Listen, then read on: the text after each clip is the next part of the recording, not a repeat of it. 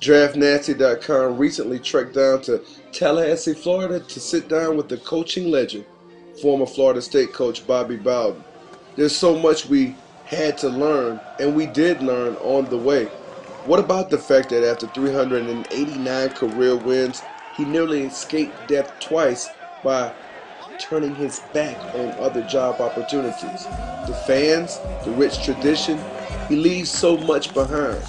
And he still wonders, was there a little bit more left to give?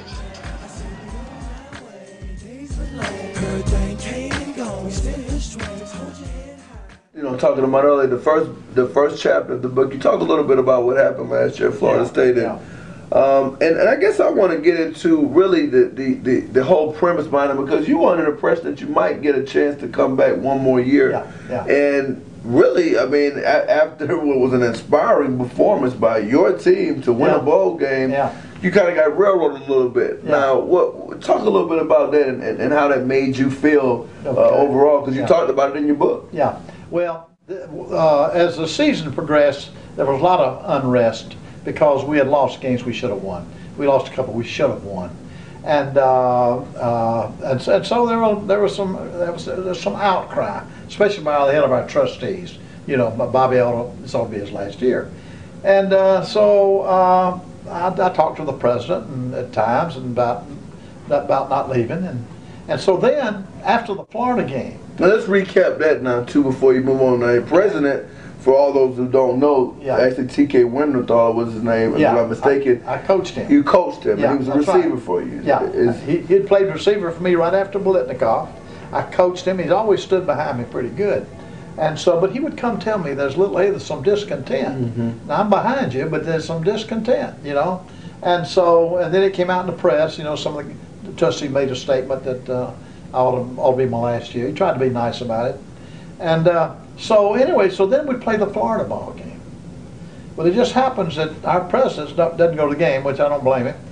But he's going to have a bunch of those trustees at his house. Right. So I don't know what they were doing. They were weighing whether I ought to come back or not, you know. And so we played the ball game. They beat us pretty doggone good. And so I knew, I said, there's going to be some controversy. So I came out with a statement immediately. I want to come back next year. I wanted to leave it where, hey, I'm planning on coming back next year. I want to come back. I didn't want one more year, because everything was set up for for Jimbo to take over 2011. Why did they change their mind all of a sudden? You know, but they did. So anyway, the president came to see me after that Florida game, and he told me that he walked in my office. He said, "This ain't gonna be pretty." Well, I didn't think, I don't care how ugly it is, y'all gonna do nothing. Right. And he said, they gave me, the coach says, you can stay as an ambassador. This is what the trustee said, you can stay as an ambassador coach. What is that? Well, you can't go out on the field. Now, can you imagine playing for a coach you can't go out on the field? I said, well, that's out. Forget that one. What's the next option? Next option is they ain't gonna renew your contract. So I resigned.